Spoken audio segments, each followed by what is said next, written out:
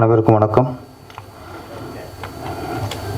இந்த ஒரு சிறப்புமிக்க நாள். தமிழக முதல்வர் எங்கள் விஜய், உங்கள் விஜய் அவளுக்கு இன்று பிறந்த நாள். ஆக்சுவலி குழந்தைக்கெல்லாம் முதல் பிறந்த நாள்னு கொண்டாடுவாங்க. முதலமைச்சருக்கு முதல் பிறந்த நாள். நடிகராக நிறைய பிறந்தநாள் பார்த்துட்டாரு. முதலமைச்சராக முதல் பிறந்த நாள், அதுவும் நம்ம கலை உலகை சேர்ந்தவர், சினிமா துறையில் உச்சத்தில் இருந்தவர். அவருடைய பிறந்த நாளைக்கு கலை உலகமே, கலை சார்பாக, சினிமா துறை சார்பாக, உங்கள் அனைவரும் சார்பாக அவருக்கு பிறந்தநாள் வாழ்த்துக்களை தெரிவித்துக் கொள்கிறேன். அவரோட பிறந்தநாள்லேயே நம்ம சுஷாந்துக்கும் பிறந்தநாள். அது ஒரு சிறப்பு. நம்ம ஒரு பெரிய ஆளோட பிறந்தநாள் நம்மளும் பிறந்திருக்கோம்ல, அதுவும் சிறப்பு. விஜய் சாரை பொறுத்த வரைக்கும் அவரோட கதை சொல்லி ஓகே ஆனதுக்கப்புறம் கால் ஷீட்டு கேட்கும்போது 3 கண்டிஷன் போடுவார். 1, சண்டே ஷூட்டிங் வைக்கக்கூடாது. 2, டேயில் 6 மணிக்கு மேலே ஷூட்டிங் வைக்கக்கூடாது. ஒரு நைட் ஷூட்டிங்காக இருந்தால் நீங்கள் மறுநாள் பகல் வைக்கக்கூடாது. ஒன்று பகல் இல்லை நைட், ஏதோ ஒன்று தான். 3வது கண்டிஷன் போடுவார். அதுதான் இன்றைக்கி அவர் சிஎம் உட்கார வச்சதுக்கான காரணம். என்னோட பிறந்தநாள் அன்னைக்கு ஷூட்டிங் வைக்காதீங்க. நம்ம அப்போ நினச்சேன், நம்மளாம் எங்கே ஞாயிறும் பார்க்குறதில்ல, திங்களும் பார்க்குறதில்ல, பிறந்த நாள் எதுவும் பார்க்குறதில்ல, பிறந்த நாள் அன்னைக்கு ஷூட்டிங் வேணாங்கிறாரு அப்படின்னா. அப்போ ரிலீஷன் சொன்னார், ஒவ்வொரு பிறந்த நாளுக்கும் அவரோட ரசிகரை சந்திப்பார். ஏன்னா அவரை பொறுத்த வரைக்கும் எனக்கு லைஃப் கொடுத்தவங்க, வாழ்க்கை கொடுத்தவங்க, என்னை இந்த அளவுக்கு வேறு உட்கார வச்சவங்க என் ரசிகர்கள். அப்போ என்னுடைய பிறந்த நாள் அன்றைக்கி அவங்க ரசிகர்கள் ஃபுல் டே பார்ப்பேன். அன்றைக்கி ஷூட்டிங் வைக்காதீங்க. அந்த நிகழ்வு தான் ஒரு இத்தனை வருஷத்தில் ஒவ்வொரு பிறந்த நாளையும் ரசிகர்களை பார்த்து அந்த அன்பு தான் இன்றைக்கி அவரை சிம்மாசனத்தில் உட்கார வச்சுருக்கு. அப்புறம் உங்களுக்காக சொல்கிறது தான், அவர் பிறந்த ஹாஸ்பிட்டலுக்கு போவார். காலையில் ஃபஸ்ட்டு போயிட்டு அவர் பிறந்த ஆஸ்பத்திரியில் அன்னைக்கு எந்தெந்த குழந்தை பிறந்திருக்கோ அத்தனை குழந்தைக்கும் மோதிரம் போடுவார். இன்றைக்கி அவரோட பிறந்த நாளில் இவர் பிறந்திருக்காரு. உங்களுக்கு இன்றைக்கி மோதிரம் கிடச்ச மாதிரி தான்.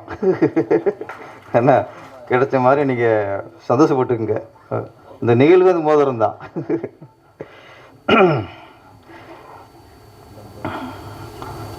சுஷாந்த் அவர் ஒரு தங்க முட்டையிற வாத்து, ஒரு பழமொழி சொல்லுவாங்க, தங்க முட்டையிற வாத்து வைத்து அறுத்து கதையும்பாங்க. அது இங்கே நடந்துடக்கூடாது. ஆனால் அவர் உஷாராக தான் இருக்கார். அது நடக்காது, வேறு விஷயம். கிட்ட கத்தி நெருக்கிட முடியாது. ஒரு இயக்குனராக நமக்கு என்ன சந்தோஷம்னா, இப்போ சார்லாம் பேசும்போது என்ன அசிஸ்டண்டாக இருக்கும்போது பட்ட கஷ்டம் சொன்னீங்க. ஆமாம், நான் கஷ்டத்தை சொன்னேன், அது ஒரு 10 நாள் ஓடும். சொன்ன பட்ட கஷ்டம் சொன்னோம்னா. ஆமாம், கஷ்டங்கிறது என்ன, கஷ்டத்தை விட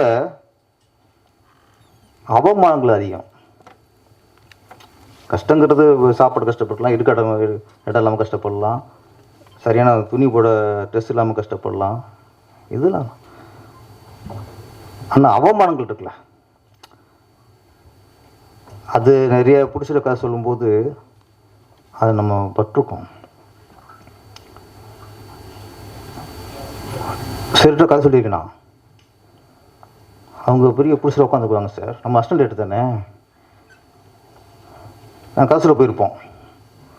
அப்போ என்னென்னா என்ன சொல்லுவான், வாங்க உட்காருங்க சொல்லுவாங்க. சரி கதை சொல்லுங்க என்பாங்களே, உட்கார சொல்ல மாட்டாங்க. சார் நம்ம அசிஸ்டன்ட் ரேட்டு தானே, வாய்ப்பு கேட்டு போயிருக்கோம். நான் நின்றுட்டேலாம் தான் சொல்லியிருக்கேன் பிடிச்சிட்ட. அப்போ நமக்குள்ள ஒரு தாழ்வு மனப்பான்மை வரும். அது ஒரு அவமானம் தானே. ஒரு டைரக்டராக ஆகணும்னு கதை சொல்கிறோம். அப்போ நிற்க வச்சுட்டு ஃபஸ்ட்டு டேக்கப்பாக இருக்கும், லேட் ஆகுது. 2 நிமிஷம் போகும்போது அவமானம் மாறி இருக்குது. அப்புறம் ஓகே நம்ம ஜெயிக்குங்கிற வெறி, இந்த வெறியில் அந்த அவமானம்லாம் பொசுங்கி போகும். இது மாதிரி நிறையா. அப்புறம் ஒரு கம்பெனி, அந்த கம்பெனி அழிஞ்சு போச்சு சொல்கிறேன், உங்களுக்கு தெரியும்.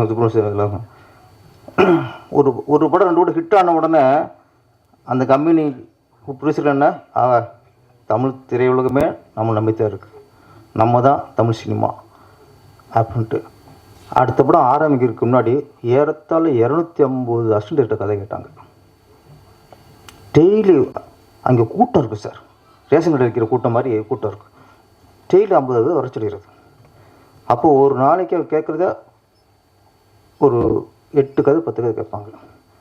கேட்டதெல்லாம் ஓகே. அந்த 250 பேரில் கதை கேட்டு அந்த 250 ஒருத்தனை ஓகே பண்ணித்தா ஓகே.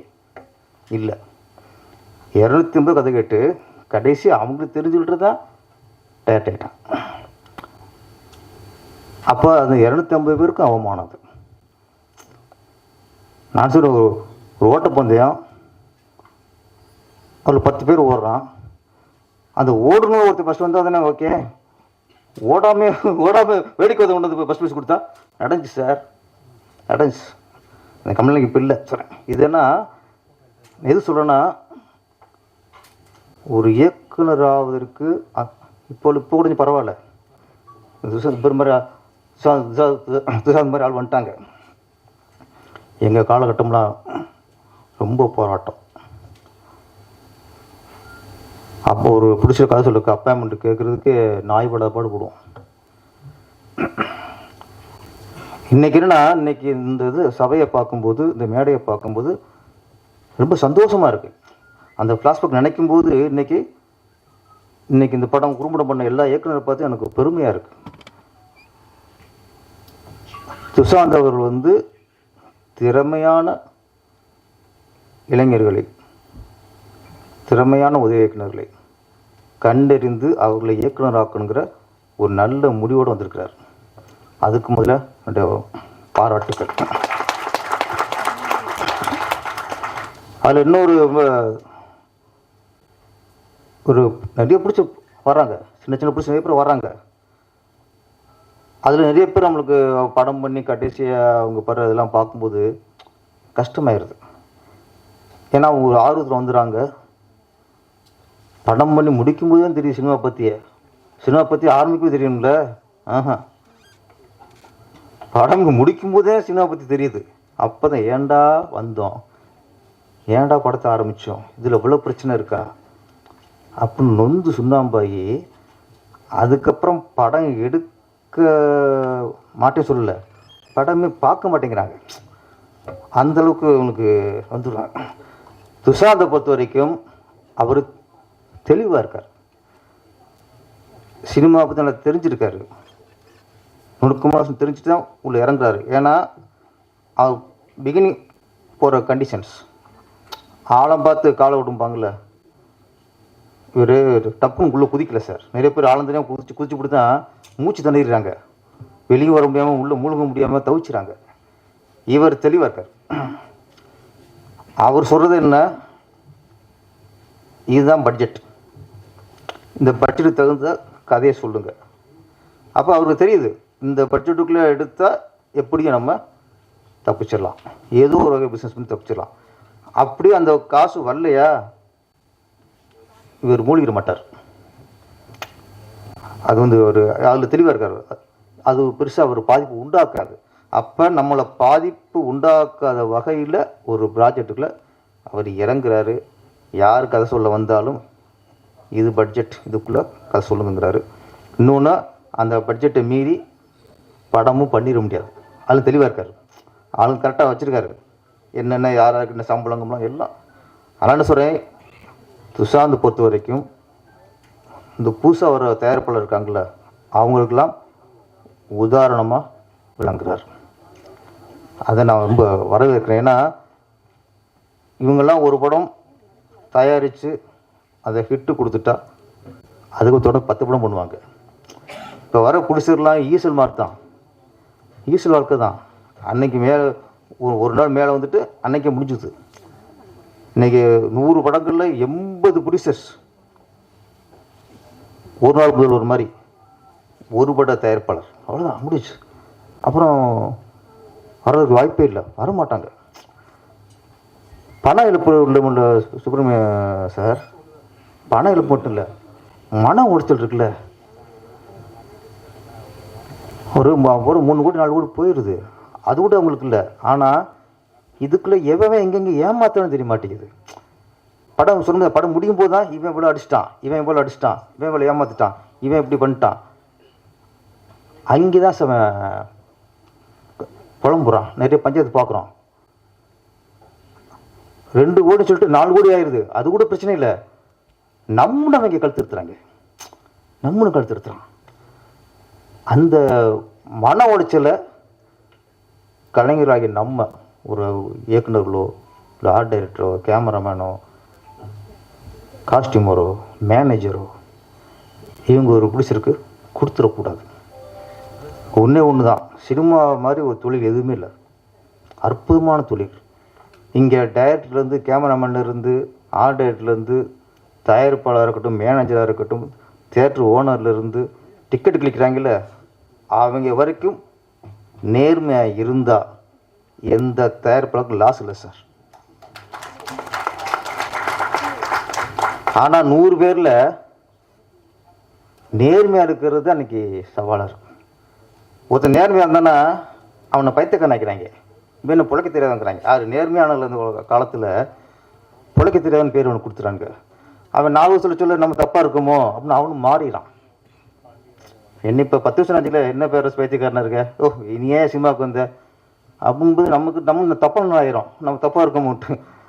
இப்படி இந்த மாதிரி பொசிஷனில் நம்ம சுஷாந்த் சார், நீங்கள் இப்படியே தெளிவாக இருக்கணும். அதான் சொல்கிறேன், நீங்கள் வந்து நிறைய பேர் பேசுவாங்க, ஏமாந்துடாதீங்க.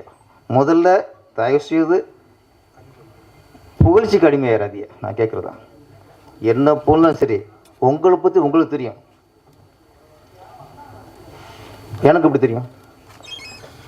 உங்களுடைய அளவுகோல், உங்களுடைய அழகு, உங்களுடைய திறமை, உங்களுக்கு எல்லா பற்றியும் உங்களுக்கு தெரியும். இப்போ என்னைய போய் சுப்ரீம் பாடி வந்து சார் அடுத்த பாராஜா நீங்கள் தான் பேர் அப்படின்னா நம்பணுமாண்ணா, நம்பினா முட்டாள்ண்ணா. என்னோடய அளவு எனக்கு தெரியும், எனக்கு இதுதான் நம்ம ரேஞ்சு. இவர் நான் பாரராஜ் தாங்கிற அடுத்த பாரச்சம் தருது அப்படின்னா நம்ம நம்பிட்டு வச்சுங்களேன், நாங்கள் காலி. அப்போ ஒவ்வொருத்தனுடைய சுபாவம், அவனுடைய திறமை, அவனுடைய அளவுகோல் எல்லாருக்கும் நமக்கு தெரியும் சார். நம்ம அதை அளவோட மறுக்குது மனசு. ஒருத்தன் புகழ்ந்து பேசும்போது அதை அளவிட மனசு மறந்து மயங்கிடுது. அப்படி மயங்கிறதா மிகப்பெரிய ஆபத்து சினிமாவில். சுஷாந்த் அவர்கள், நான் ஏன் சொன்னா தெளிவாக இருக்கா சொல்கிறேன், தெளிவாக இல்லாட்டு சொன்னு வச்சுக்கல, அவங்க கோவம் வந்துடும், இந்த ஆளு என்னையா போட்டு சொல்லிக்கிறக்கான்ட்டு. இவருடைய உங்களை பற்றி உண்மையை சொல்லிக்கிறேன். அதில் ஒரு தெளிவாக இருக்கார். இப்போ நிறைய குறும்படங்கள் நான் சொல்கிறேன், அதுக்கு என்னன்னா எத்தனை திறமைசாலிகள். ஃபஸ்ட்டு இன்றைக்கி குறும்படம் தான் இன்றைக்கி சினிமாவோட அஸ்திவாரம். ஒரு காலத்தில் யார்கிட்ட ஒர்க் பண்ணீங்க, பாரராஜிட்ட ஒர்க் பண்ணேன், கதை கேட்டுருவாங்க. பாக்யராஜ் சட்ட 6 ஒர்க் பண்ணியிருக்கேன், உடனே அப்பாயின்மெண்ட் கிடச்சிரும். அப்போ விசிட்டிங் கார்டுங்கிறது நம்ம எந்த டேரக்டர் ஒர்க் பண்ணோம், அதுவும் அது வெற்றி படத்தில் ஒர்க் பண்ணிக்கணும். நம்ம வந்து பெரிய டேரக்டரே பெரிய ஃப்ளாப்பாக இருக்கும், அது சொன்னு வச்சுங்களேன், இவன் போய் கெடுத்துட்டான் போல இருக்குமாங்க. அப்போ ஆனால் இன்றைக்கி விசிட்டிங் கார்டுங்கிறது எந்த டேரக்டர் ஒர்க் பண்ணோம், எத்தனை வருஷம் ஒர்க் பண்ணோம், இன்னார் டேரக்டர் பையனா, இன்னார் ஹீரோட பையனா, எதுவுமே இல்லை. இன்றைக்கி சினிமாவோட மூலதனம் விசிட்டிங் கார்டு, அஸ்திவாரம், குறும்படம். நீங்கள் ஒரு நல்ல குறும்படத்தை எடுத்து ஒரு 20 நிமிஷமோ 1/2 மணி நேரமோ ஏதோ ஒரு நல்ல குறும்படத்தை எடுத்துகிட்டு ஒரு தயாரிப்பாளர்கிட்ட போயிட்டு, சார் நான் எடுத்த குறும்படம் இதை பாருங்கள் சார் அப்படின்னு கொடுத்தீங்கன்னா அதை பார்த்துட்டு ஜட்ஜ் பண்ணிடுவாங்க. ஓகே இவனுக்கு திறமை இருக்குது, நல்லா விஷுவல் பண்ணியிருக்காப்புல, நல்ல ஷார்ட்ஸ் வச்சுருக்காப்புல, நல்ல மேக்கிங் இருக்குது, திறமசாலி, டைலாக் கரெக்டாக ஒரு டைலாக் கரெக்டாக எழுதியிருக்காப்புல, ஆர்டிஸ்ட் நல்ல வேலை வாங்கியிருக்காப்புலங்கிறது என்ன ஒரு 20 நிமிஷம் குறும்படத்தில் இன்றைக்கி கண்டுபிடிச்சிட்டான் அன்றைக்கி. அப்போ இன்றைக்கி வந்து நீங்கள் வந்து இத்தனை வருஷம் சர்வீஸ், நாங்கள் 8 வருஷம் சினிமாவில் இருந்திருக்கேன், 10 வருஷம் இருந்திருக்கேன், இந்த டேரக்டர் இருந்திருக்கேன், அது எதுவுமே தேவையில்லை. உங்களுக்கு கிடைச்ச மிகப்பெரிய வாய்ப்பு குறும்படம் இயக்குறதுக்கு. அதுக்கு போட்டி வச்சு அதுக்கு பரிசீலித்து அங்கீகாரம் கொடுக்குறாருல சுஷாந்த், நீங்கள் 100 பிடிச்சிருக்கு சாமி சார்.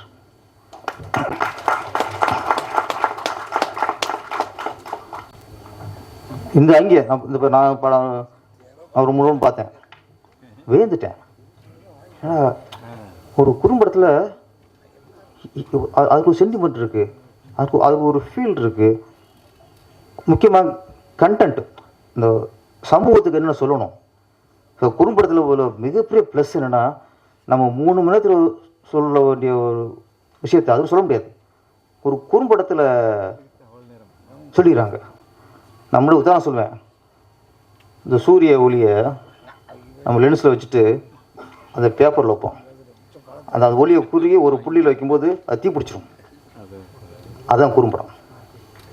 குறும்படம் அதான் நம்ம பெரிய விஷயத்தை அப்படியே சுருக்கி ஒரு ஒரு 10 நிமிஷம் 20 நிமிஷத்தில் அது சுருக்கி சூரிய ஒளியை சுருக்கி அது பவர் காய்க்கிற மாதிரி அந்த ஒரு கண்டென்ட்டை சுருக்கி காட்டும்போது அந்த 10 நிமிஷம் 20 நிமிஷம் படம் வந்து நமக்குள்ளே எப்படி பேப்பரில் பற்றிக்குதோ இங்கே மனசில் பற்றிக்குது.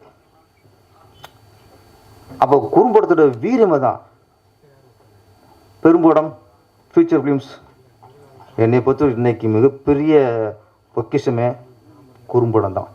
குறும்படத்தில் அழகாக சமூக சிந்தனை சொல்லிடலாம், பாச உணர்வை சொல்லலாம், லவ். அப்போல்லாம் அந்த காதலுக்கு மரியாதைங்கிறது 2 மணி நேரம் ஓடி கடைசி ஒரு சின்ன ஃபீல் வரும். இன்றைக்கி ஃபஸ்ட்டு 5 நிமிஷத்துக்கு ஃபீல் வந்துடுது லவ் சொல்லும் போகலாம். குறும்படத்தில் சொல்கிறேன். அப்படி இன்றைக்கி குறும்படம் அப்படிங்கிறது யாரும் தயவுசெய்து ஒரு சீப்பை நினச்சிடாதீங்க.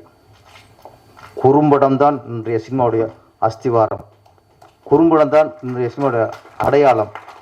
உங்களுக்கு நீங்கள் 20 நிமிஷம் 10 நிமிஷமோ அதுக்குள்ளே உங்கள் திறமையை காட்டிங்கன்னா ஆட்டோமேட்டிக்காக வேணும் வந்துடுங்க. இன்றைக்கி நிறைய இயக்குநர்கள், மொழியோ டைரக்டர் ரோஹித் கனகராஜில் வந்து பீட்சா பண்ணார்ல, கார்த்திக் சுப்ராஜ்லாம் குறும்படம் பண்ணவங்க தான். அவர் ஃபஸ்ட்டு அவங்க பட்ஜெட்லாம் ஃபஸ்ட்லாம் 80 லட்சம் தான். நிறையா இன்றைக்கி குறும்படத்தை இயக்குனவங்க தான் இன்றைக்கி பெரும்படத்தை இயக்கி இன்றைக்கி நம்பர் 1 இருந்துக்கிட்டு இருக்காங்க. அது ரொம்ப உண்மை. அதனால் குறும்படம் அதை குறும்படம் தானே இயக்குறோம் அப்படின்னு சாதாரண நினச்சி இயக்கிறக்கூடாது தான் சொல்கிறேன். இது நாளைக்கு உங்களுக்கு பெரிய படம் இயக்கிறதுக்கான ஒரு வாய்ப்பு உருவாக்கி கொடுக்கும்.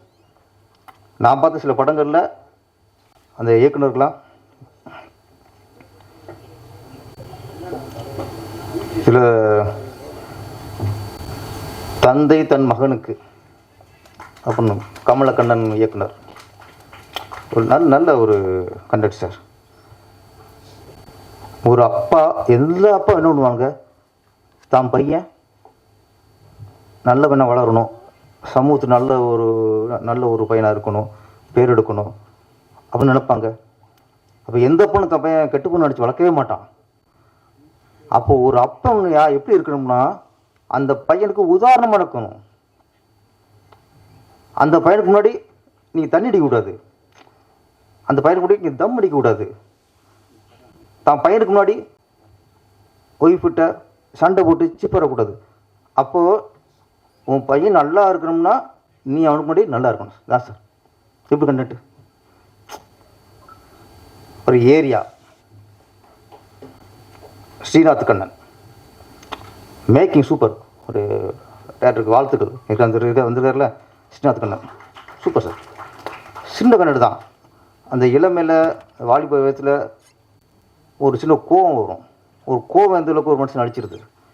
நம்ம டிராஃபிக்கில் கொஞ்சம் பைக்கில் இடிச்சிடுவான், அவ்வளோதான். இறங்கி அவனை கட்டை திட்டி அவன் கட்டை திட்டி அவ்வளோ சண்டை, கொலை பண்ணுறதுக்கும் சண்டை போகும். அதுக்கப்புறம் அந்த நபர் அதுக்கப்புறம் இந்த ஜென்மத்தில் அவனை சந்திப்போமான்னு தெரியாது சார். அவன்கிட்ட சண்டை கொடுக்குறேங்க சார், சொத்தை குறிச்சிருப்பான் சார் பங்காளி, சண்டை விட மாட்டோம். வீட்டை குடியை கெடுத்துருப்பான், அவன்கிட்ட கூட சண்டை விட மாட்டோம். இடிச்சிட்டான ஒருத்தன் பைக்கில், அவன்கிட்ட இறங்கி ஐயோ நாக்கை துருத்திட்டு அது போனாலும் அதுக்கு சந்திக்க மாட்டாங்க. இந்த பிறவியில் அடுத்து சந்திப்போமே தெரியல, அவன்கிட்டயே உயிரோடு சண்டை போகிறோம். இந்த கோபம் நம்மளே அழிச்சிரும். ஸ்ரீநாத் கண்ணன் நல்ல ஒரு கண்ணு சொல்லிடுங்க, தேங்க்யூ. அப்புறம் ஊனப்பிச்சை ராஜசேகர் பாஸ்கரன், சூப்பர் சார், நல்ல ஃபீல். 2 விஷயம் சார். ஒரு அவன் தான் ஹீரோ, அவருக்கும் கால் ஊனமாக இருக்குது. நம்ம ஊனமாக இருந்தாலும் உழைச்சி தான் சம்பாதிக்கணும். ஒருத்தன்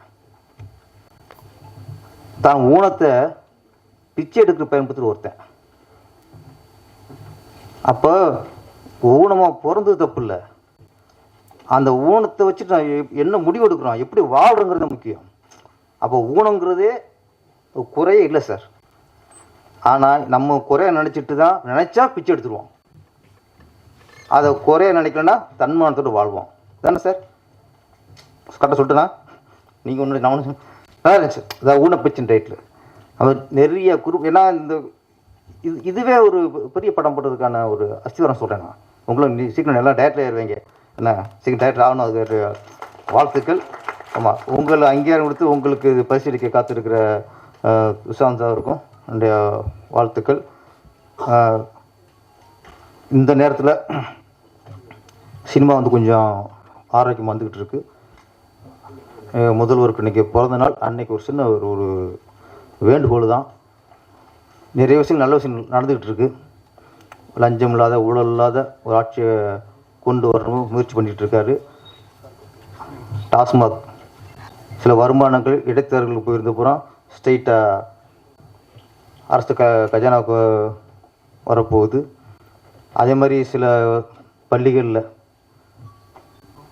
கரப்ஷன் கொடுத்து ஏங்கி எரிஞ்சு அதெல்லாம் கொஞ்சம் கட் பண்ணுறாங்க. இது மாதிரி நிறைய நல்ல விஷயம் நடக்குது. அது மாதிரி ஆரோக்கியமான விஷயம், நல்ல விஷயம் எங்கள் சினிமா துறைக்கும் வேண்டும். ஒரு சின்ன பட தயாரிப்பாளர்கள் படத்தை எடுத்துகிட்டு ரிலீஸ் பண்ணுறதுக்கு போராடிக்கிருக்காங்க. தேட்டர் கிடைக்க மாட்டேங்குது, 1000 கண்டிஷன்ஸ். இதுக்கு ஒரு வழி சொல்லணும். நீங்கள் இதுக்கு வழி சொல்லணும். ஏன்னா நீங்கள் சினிமா துறையில் நீங்கள் போயிருக்கீங்க, நீங்கள் வந்து பெரிய பட்ஜெட்டும் பண்ணியிருக்கீங்க, சின்ன பட்ஜெட்டும் பண்ணியிருக்கீங்க. ஆரம்ப இடத்துல இந்த மாதிரி சின்ன சின்ன படங்களை பண்ணி தான் இன்றைக்கி நீங்கள் அப்புறம் 500 600 பட்ஜெட்லாம் நீங்கள் நடிச்சிருக்கீங்க. அப்போ உங்களுக்கு எல்லாமே தெரியும். உங்களுக்காக சொல்கிறேன், சினிமா பற்றி தெரியாத ஆள்கிட்ட சொன்னால் தான் விலைக்கு சொல்லியிருக்கணும். உங்களுக்கு சின்ன பட்ஜெட்டு சிறிய தயாரிப்போடைய நிலைமையும் பெரிய தயாரிப்பு நிலைமையும் உங்களுக்கு நல்லா அறிவிங்க. அதனால் இந்த சிறிய தயாரிப்பாளர்கள் ஒரு 2 கோடி 3 கோடி 4 கோடி படம் பண்ணுறவங்களுக்கு பட ரிலீஸ்க்கு கொஞ்சம் ஏதுவாக அவங்களை ஈஸி பண்ணி விடுங்க. அதுக்கான டிக்கெட்டுகள் இது நம்ம கேட்குறது கேண்டீன் தான். இப்போ